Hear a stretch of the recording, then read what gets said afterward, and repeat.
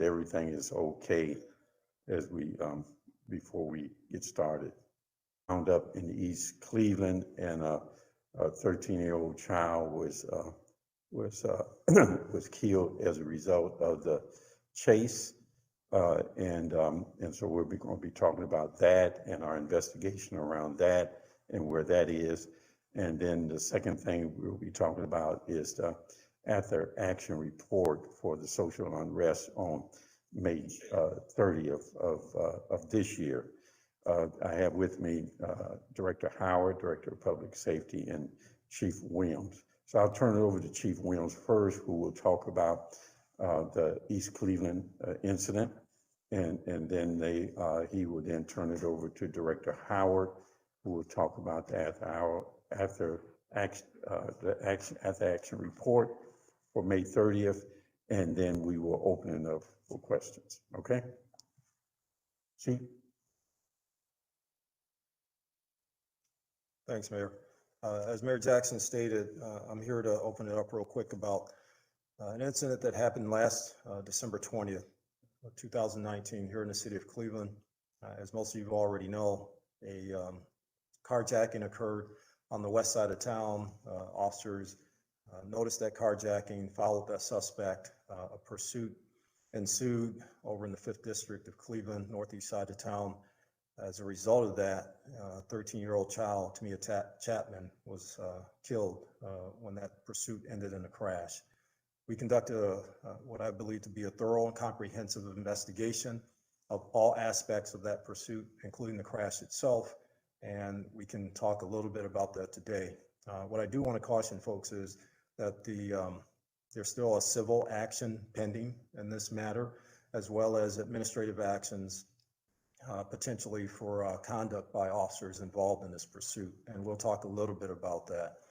But as people know, this was a time when school was letting out.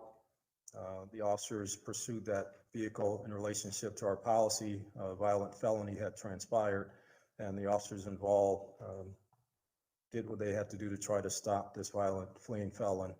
And again, tragically, at the end of this pursuit, there was a crash, and 13-year-old Tamia Chapman lost her life. So I'll leave it at that right now, and I know you guys have a lot of questions, so I'll answer those after we conclude. I'll bring up Director Howard, who will talk about May 30th.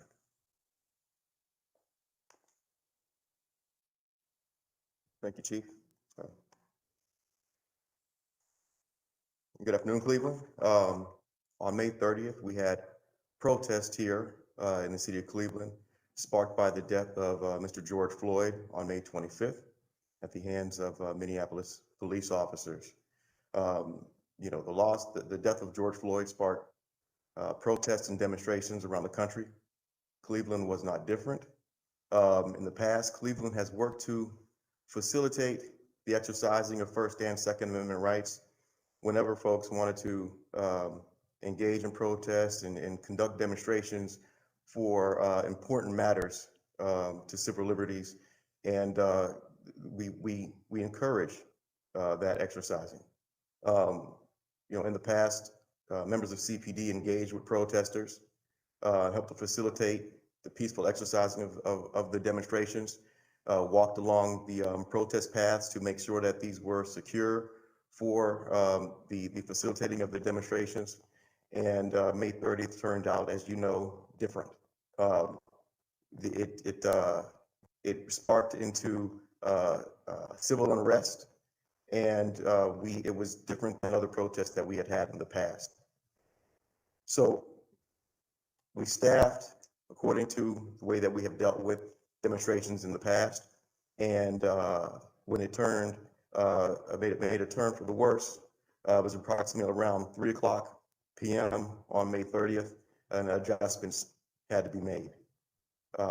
Those adjustments were reviewed after the protest. We recognized the mistakes that were made that day, and took it as a learning experience on how to go forward. Key to that, to getting what was, you know, correctly described as chaos that day under control, was the curfew implemented by the mayor's proclamation. Once we were able to get the protests under control, we were able to engage in increased communication, the proper designation and shifting of safety forces to areas throughout the downtown area, and to get things back under control. Once downtown was got under control, we were able to increase our presence in the community, in the streets, and in surrounding suburbs where protests were also happening. May 30th was a learning experience for the members of public safety. And it's important to note that we had that one day of protests. We had what was correctly called riots in the city for that day.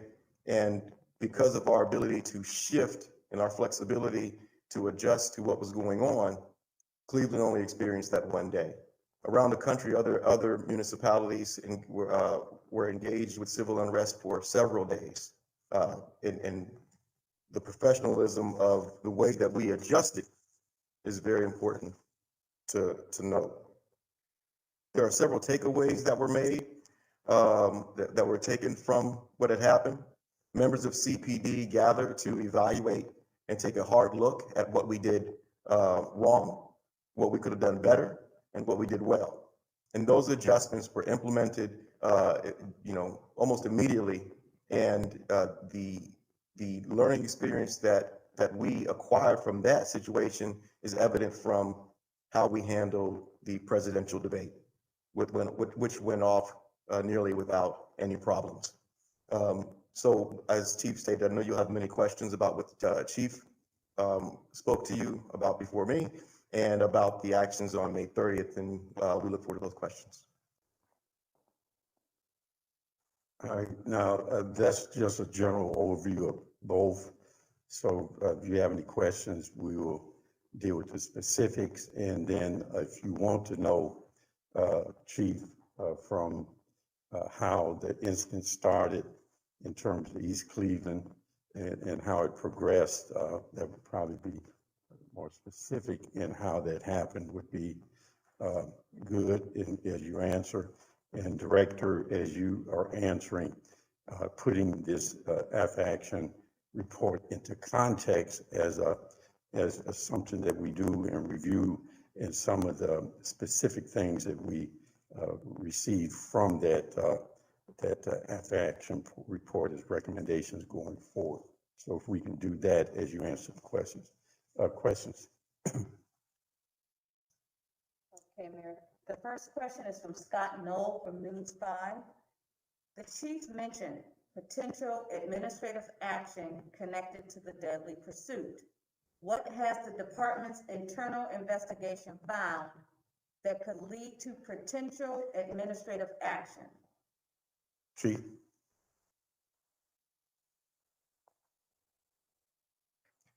Well, in relationship to the pursuit that ended in East Cleveland, there are a couple things, administrative things that went on during that pursuit that were a little bit outside of our policies.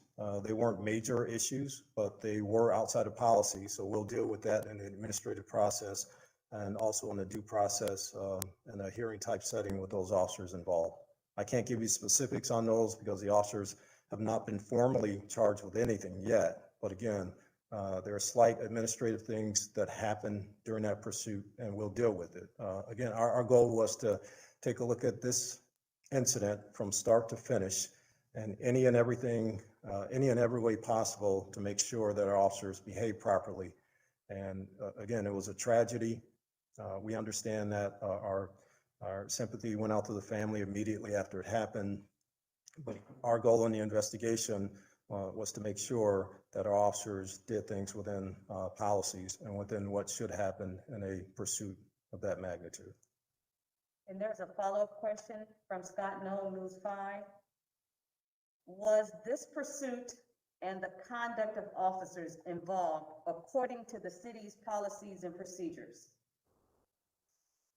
The short answer to that is yes. Again, I said there were some what I characterize as minor allegations of things that officers didn't do exactly to the letter of the policy. But in general, yes, our officers followed the pursuit policy. Okay, and then follow-up, Scott Knoll, News 5. Director Howard mentioned, quote, mistakes were made that day, unquote. What were those mistakes and what specifically has been done to make sure those mistakes are not repeated again? Well, I can't get into all of them, but a couple right off the bat. I mean, folks have had time to digest what happened. There's video all over the place. There are a lot of folks there. One of the mistakes that we made as a division is the staging of assets.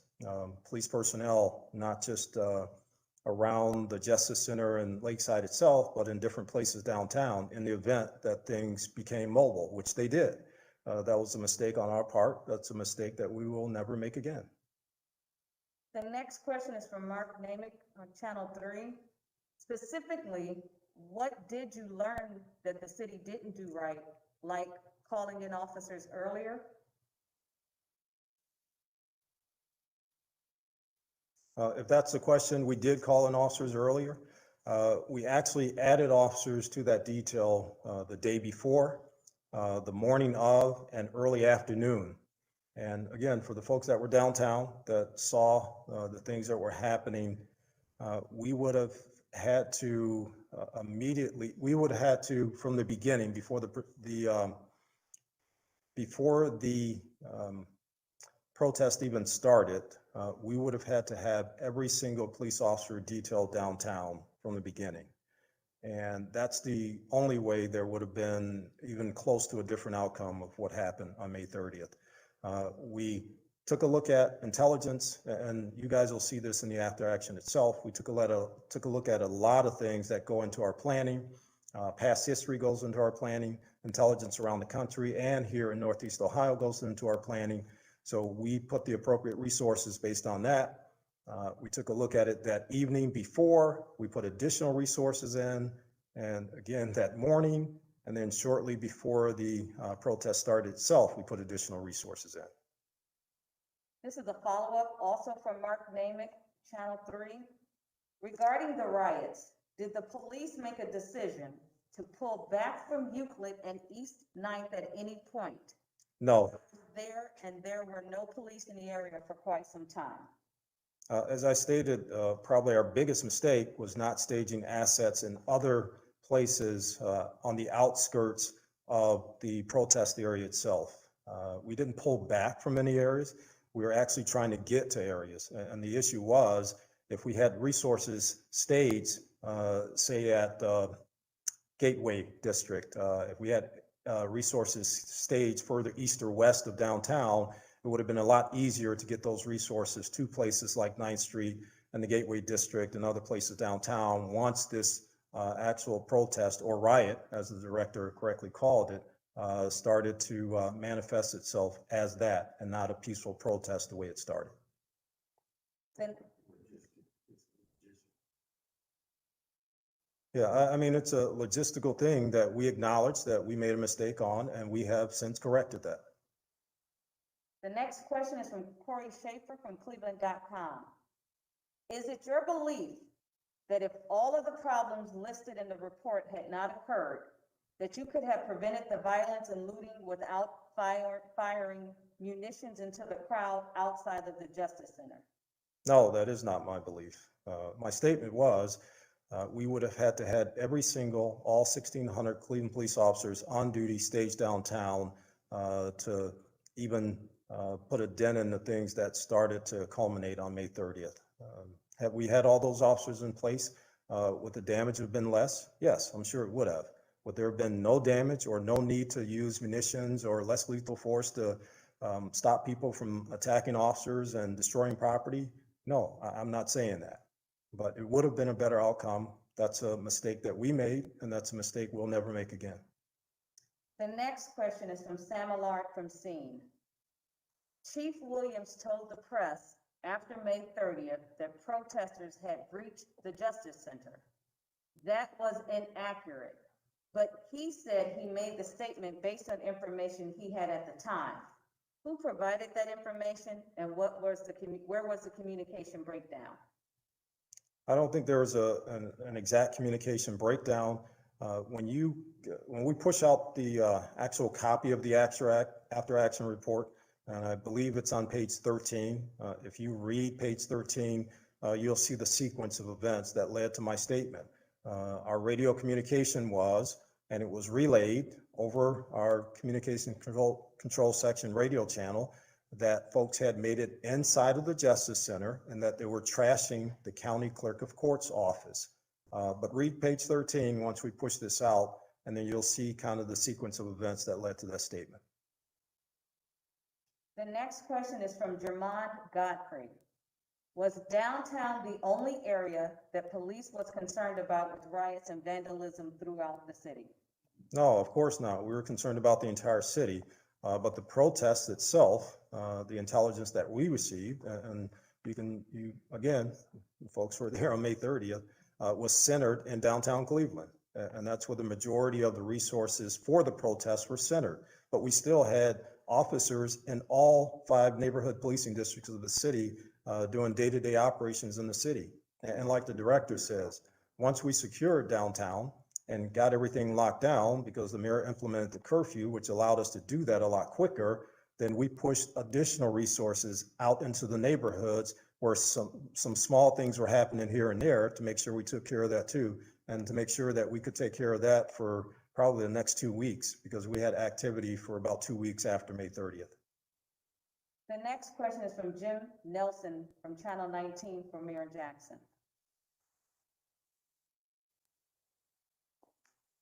Given the collaborative effort needed between the administration and city council to ensure safety within the city, what do you hope Councilman Blaine Griffin brings to the table as the new chairman of the safety committee?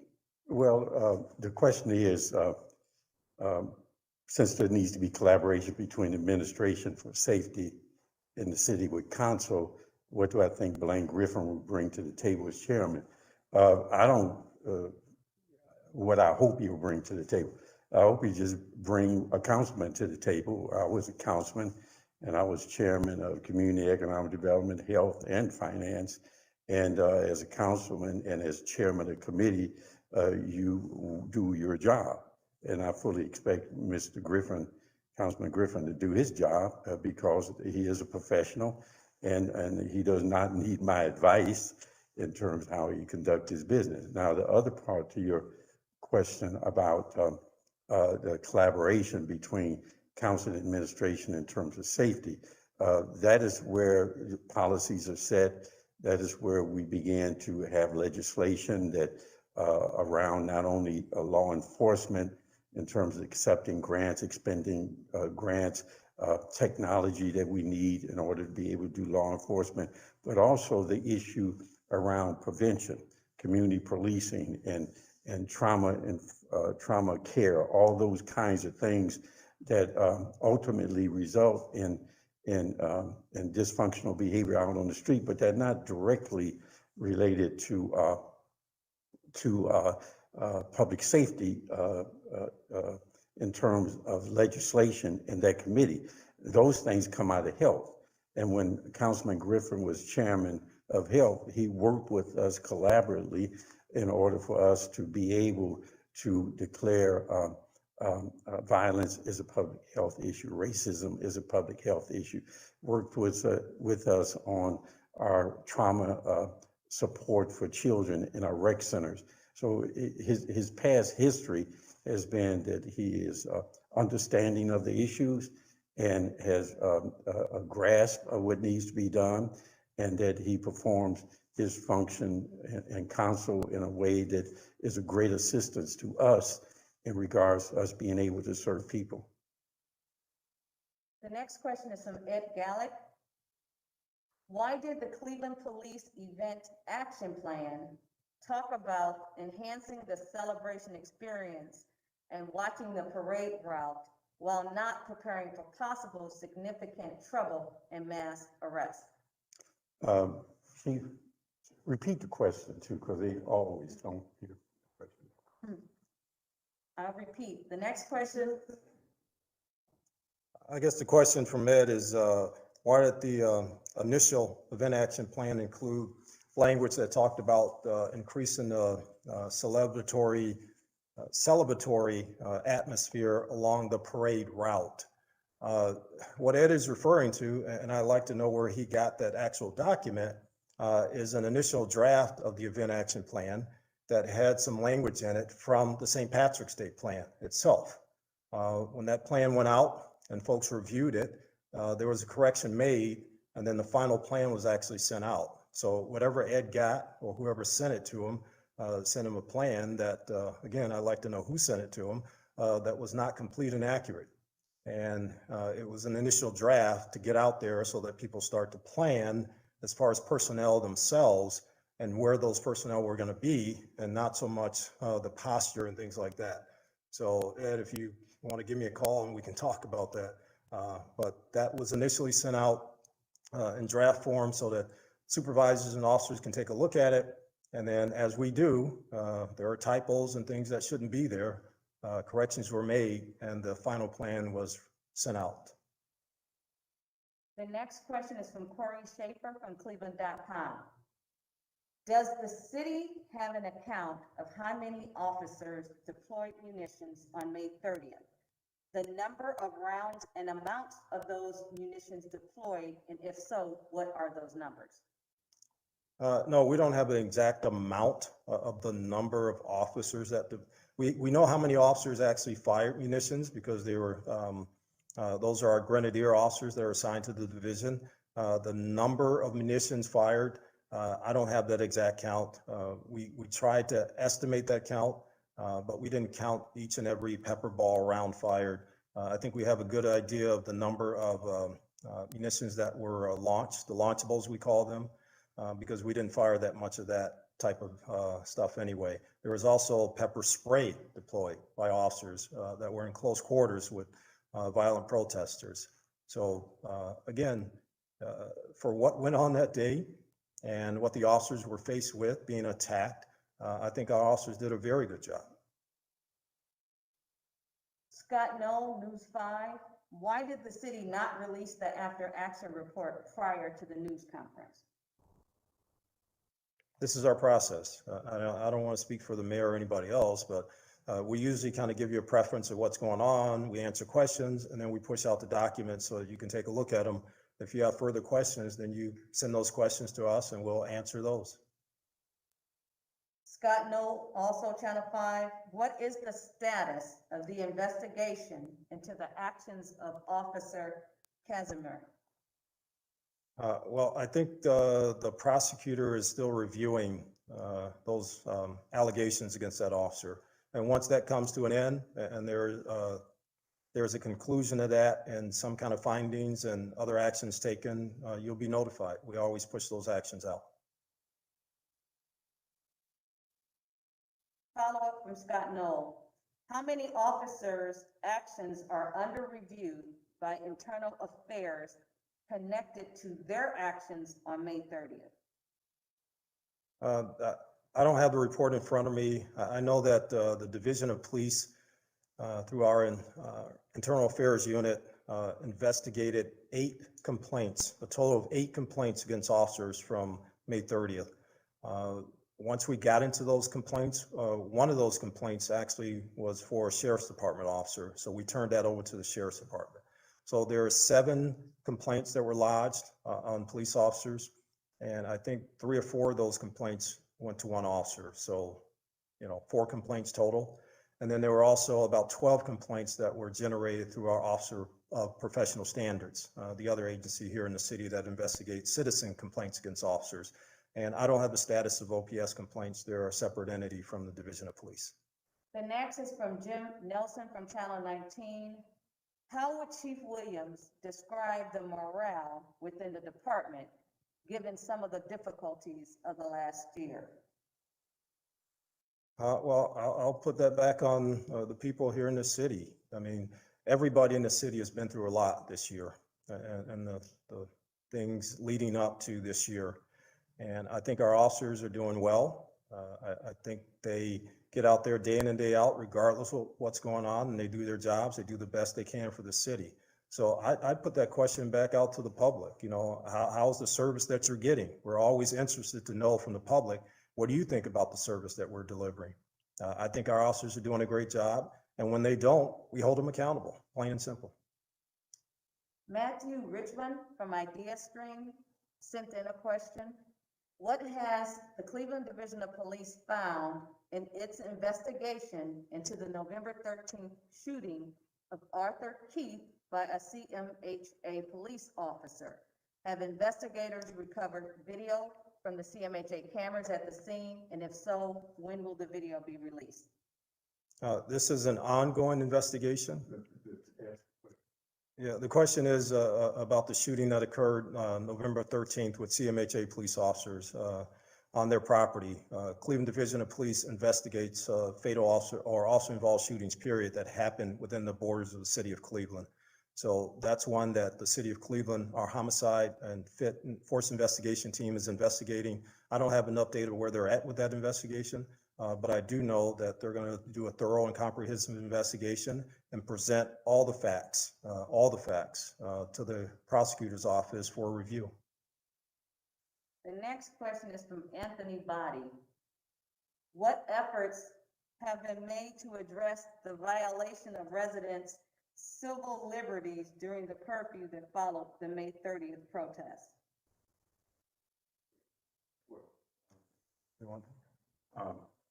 The question is, what efforts have been made for people whose civil liberties were violated when the curfew was enforced after May 30th? And I know that there were a couple of people who lodged complaints against the city, and I believe that their complaints were not found valid in regards to violating their liberties. So, and I don't think any more than a couple.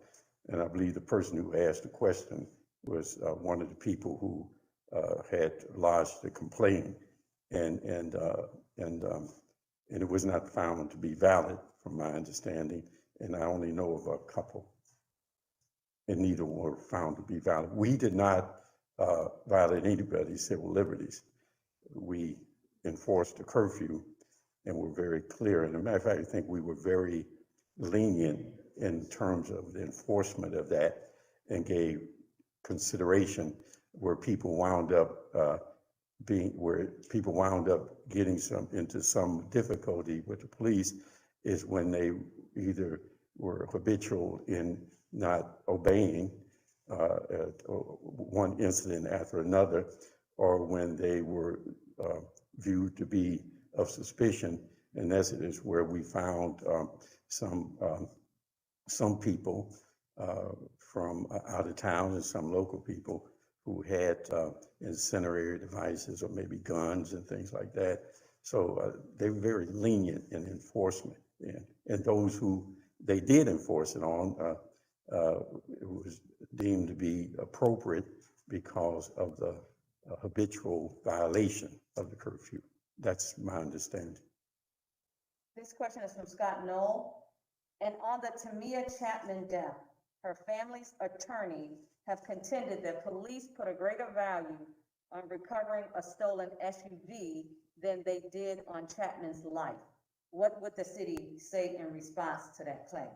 We do not put, the question is, the family of the child who was killed as a result of the chase asserted that we put more value on the life or capturing a felon than a kid. I am not going to dispute or talk about the feelings and the sentiments of a parent who is grieving for their child. And, you know, what can I say? You know, that is, I can't comment on how they feel in regards to that. If it's a legal argument, that's another thing, and that will be handled in court. But our condolence, and I cannot argue with how a parent, a mother or father feels about the loss of their child. The next question is from Daniel John.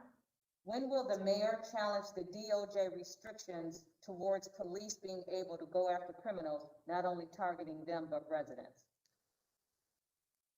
The question is, when will I go after the Department of Justice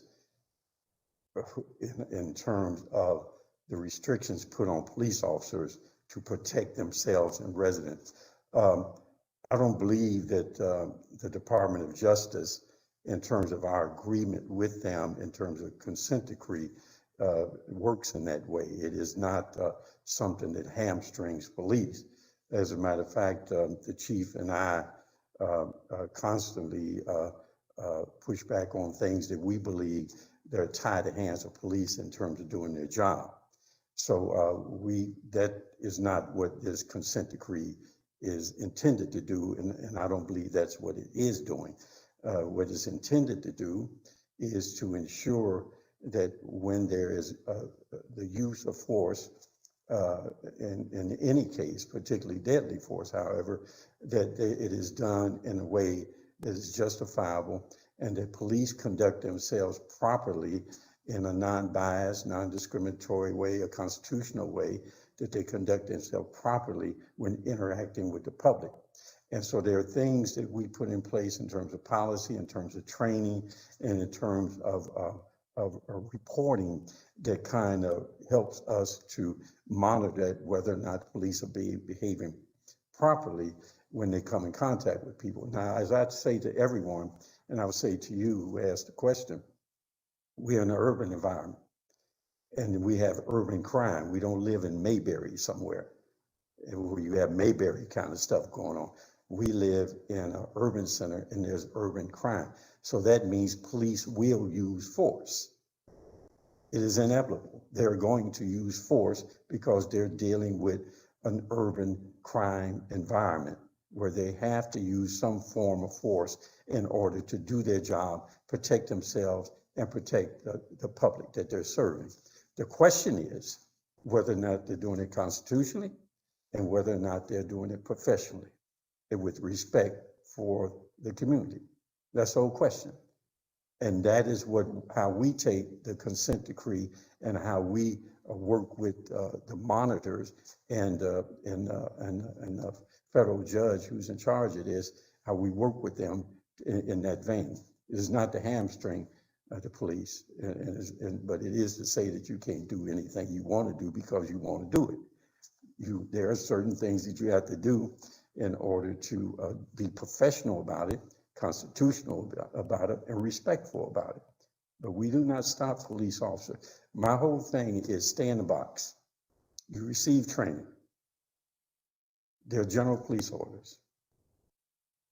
And you have your experience that you have on the street. If you stay in that box, then you are protected, and that no one's going to throw you under the bus for political purposes or because someone else raises an issue. We're not going to do that.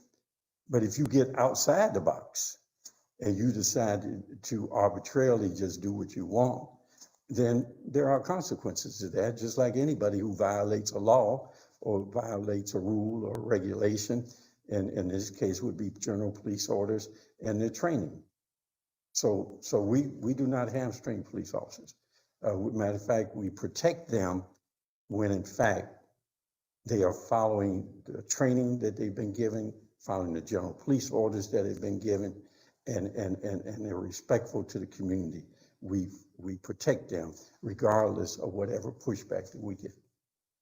The next question is from Jermon Godfrey to Mayor Jackson. Mm-hmm. Is it possible city officials to put the same emphasis they are putting on slowing down COVID to fix the poverty rate and the triple digits murder numbers?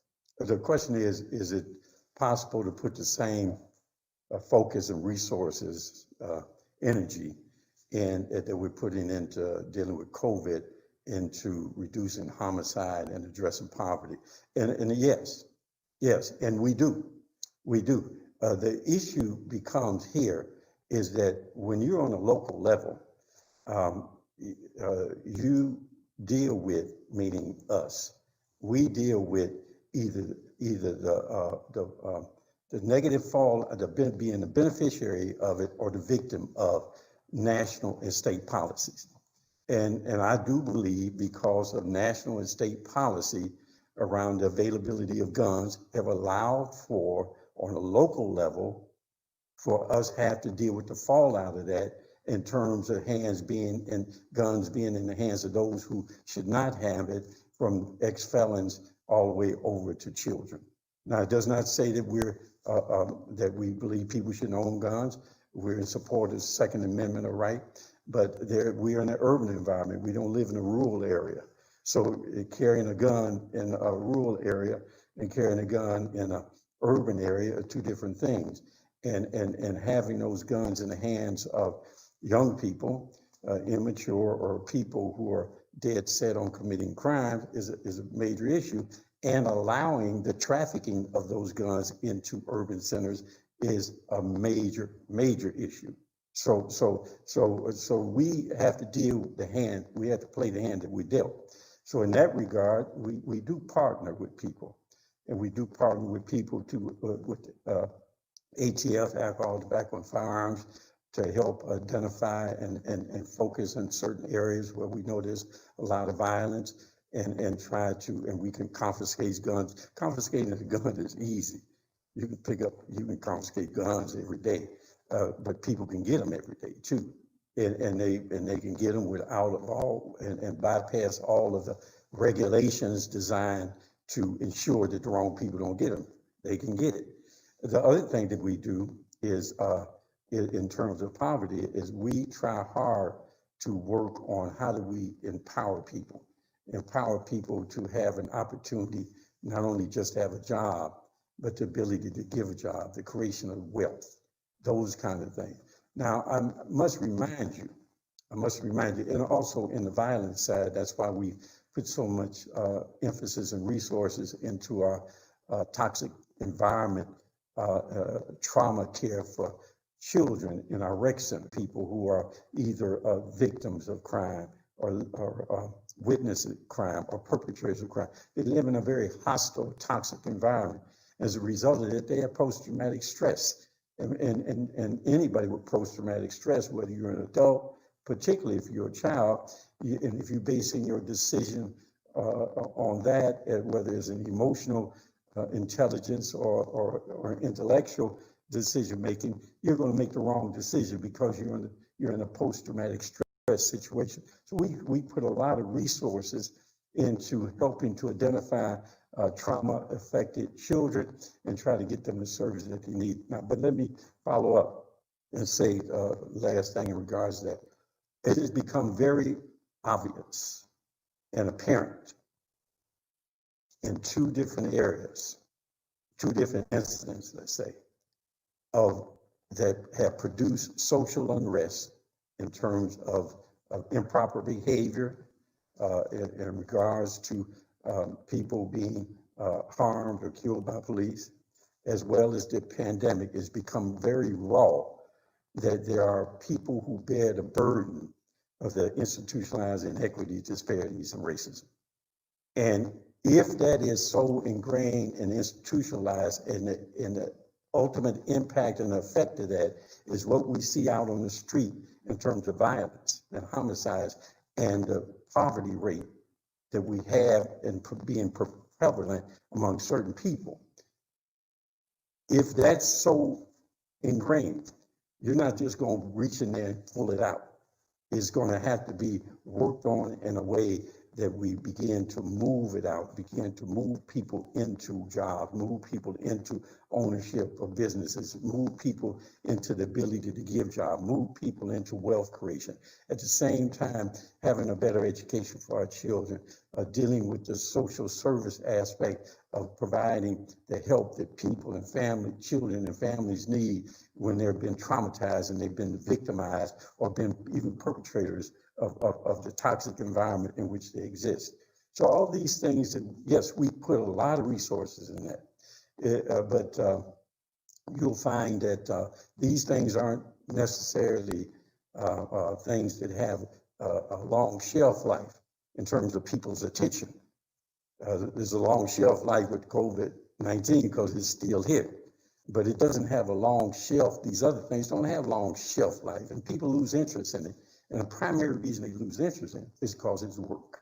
You have to put the work in, and it's not easy work. It is hard work, but it's meaningful work. Go ahead.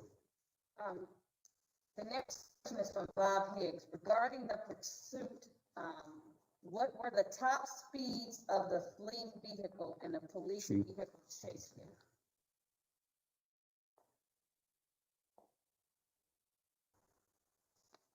The top speeds for both vehicles, we don't have top speeds because there's nothing that's going to give the top speed of the suspect vehicle itself. But let me real quick,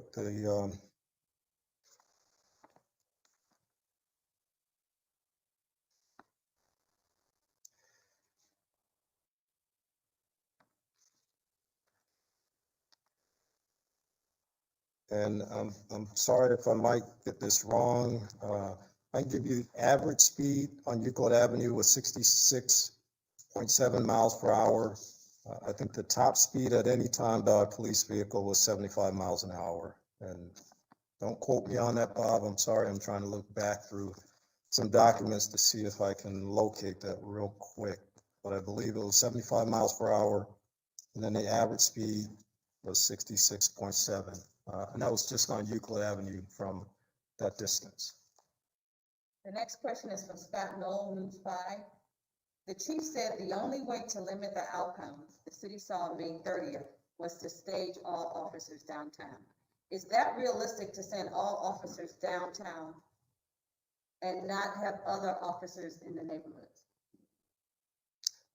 No, the question was about staging of assets. I said the only way to stem that was to have almost every officer that we had downtown.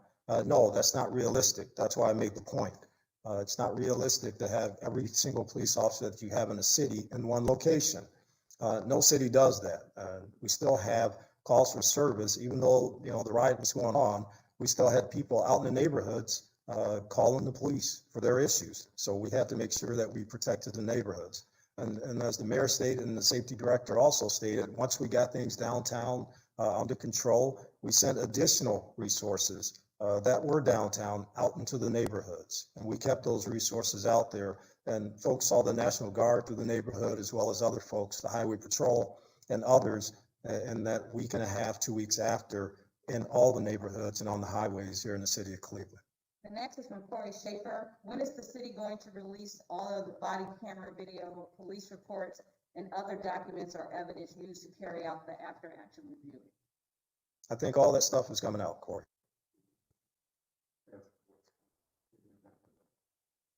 Yeah, the question was about the release of course, the after-action report for May 30th, as well as any video footage, whether it's body cam footage or stationary cameras, and all the other stuff that we used in the after-action review. All that stuff will be released shortly. Okay, last question, and then one statement. The last question is from Adam Fishman, from Mayor Jackson. Mr. Mayor, do you plan on running for re-election in 2021?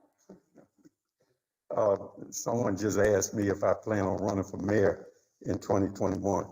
And I'll give them as the same answer I give everybody else. I'm just doing my job. That's all I do.